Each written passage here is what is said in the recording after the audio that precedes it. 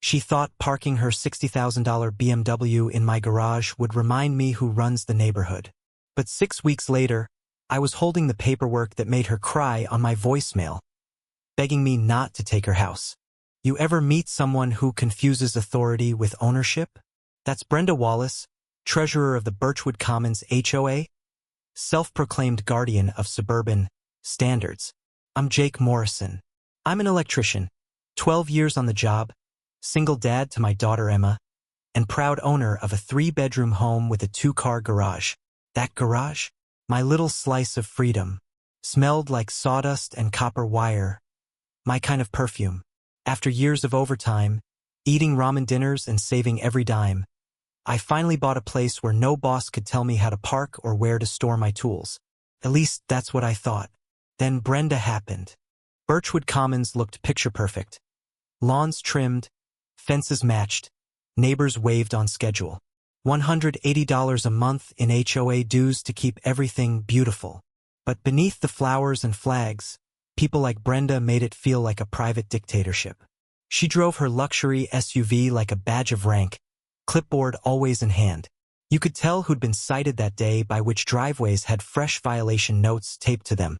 Kids saw her coming and vanished like pigeons. Adults just pretended to be on the phone. She was that kind of neighbor. My first real run-in happened when I was helping an elderly neighbor, Mrs. Chun, install motion lights after a few break-ins nearby. Brenda marched over mid-install, perfume cloud first, heels clicking like gunfire. "Excuse me," she said. "I don't see any permits posted for this work." I showed her my state electrician's license. Explained everything was up to code. "Well," she sniffed, "I'll need to verify that with my husband. We can't have questionable contractors lowering property values." Questionable contractors. That phrase burned.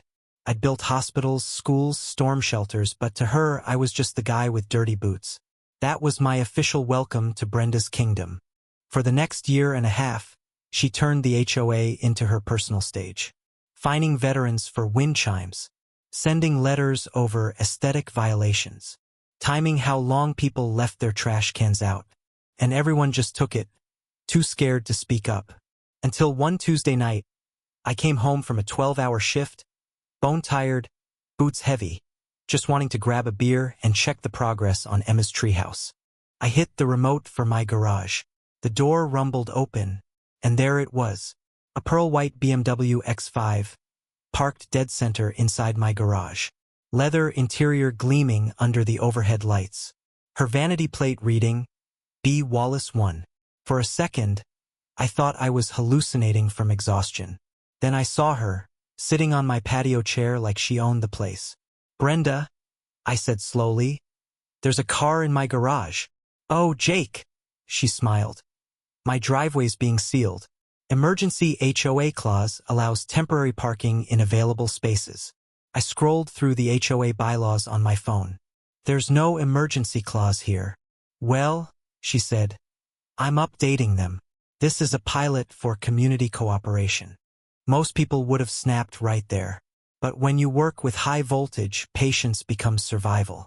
So I hit record on my phone. "So you're admitting this rule doesn't exist yet? And you're using my garage as a test case?" Her smile froze. "You can't record me." "Actually," I said, "we're on my property." She tried to grab the phone. I just stepped back and smiled. Next morning, violation notice taped to my door. Failure to maintain community standards. Garage left open overnight. $200 fine.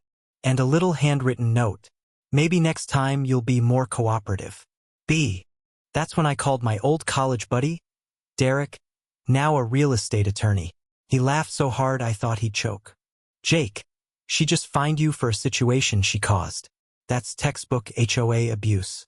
Time to go digging." So I did. I spent my lunch breaks at the county courthouse, flipping through dusty folders and smelling decades of bureaucratic coffee. And that's when I struck gold. Turns out, Birchwood Commons HOA had filed its founding documents using a preliminary survey, one that didn't match the actual property boundaries. My garage, sitting entirely on my deeded land, no shared easements, no HOA claim. They'd been bluffing the whole time. But Brenda wasn't slowing down. Next day, not only was her BMW still in my garage, she'd added a friend. A black Mercedes. Both cars parked side by side like showroom models. My equipment shoved against the wall, padlocked with a brand new lock. And a sticky note, temporary relocation for client staging. Thanks for cooperating. BW. That's when I called the cops. Officer Martinez arrived, calm but firm, documented everything, took photos, and then looked Brenda right in the eye. Ma'am, this looks like trespassing. Property deeds trump HOA rules every time. I'd move your vehicles before it becomes a criminal issue. Watching her argue with a cop was pure poetry. Hands waving, voice climbing, reality sinking in. For once, Brenda didn't have the last word. Maybe next time you'll be more cooperative. B. I went back to the county office to confirm everything. The clerk, older woman named Janet, scanned my deed and grinned. Honey, you own 18 inches more toward the street than the HOA thinks you do. That garage is 100% yours. 18 inches. That tiny mistake would end up being Brenda's downfall. By Saturday, she'd gone full public relations meltdown. Emails, Facebook posts. Certain residents are compromising neighborhood safety. Except this time, the neighborhood pushed back. Mrs. Chun posted screenshots of fake violations. Tom Rodriguez shared how Brenda fined him for parking his own work truck.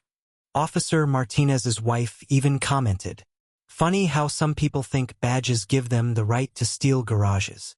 It was beautiful chaos. Monday night, Brenda called an emergency HOA meeting. Location: Birchwood Elementary Cafeteria. 3 people at the front table. Brenda, her 2 loyal bobbleheads, and a mountain of paperwork that looked official but smelled desperate. "First order of business," she began, clarifying parking enforcement. Translation: retroactive fines for me, $800 worth.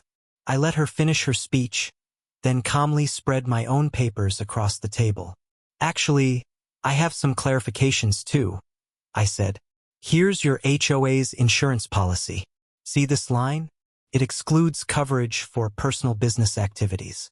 You've been staging homes for sale using HOA resources. That's not covered." Her face went white. "Also," I continued, "here are $20,000 in financial irregularities I found. Storm cleanups billed twice. Landscaping charged to the HOA but done by your private company." The room went silent. Even the fluorescent lights seemed to stop buzzing. Then I dropped the final card. "Oh, and Brenda, did you know your husband's city planning emails are public record?" I read the line slowly. "Target working-class homeowners for maximum leverage." Harold stopped nodding. Patricia gasped. Brenda's voice cracked. "That's taken out of context." I smiled. "Funny. The context looks pretty clear from where I'm sitting." She stood up so fast her chair toppled behind her. "This meeting is over." But it wasn't. Within a week, she'd resigned, for personal reasons. The HOA board collapsed. A new one was elected with Mrs. Chun as treasurer. And Brenda?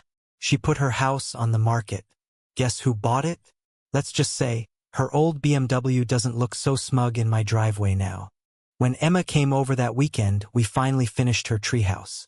As we hammered the last nail, she looked at me and said, "Daddy, is the mean lady gone?" I smiled. "She's gone, sweetheart. And now we've got the best view in the neighborhood."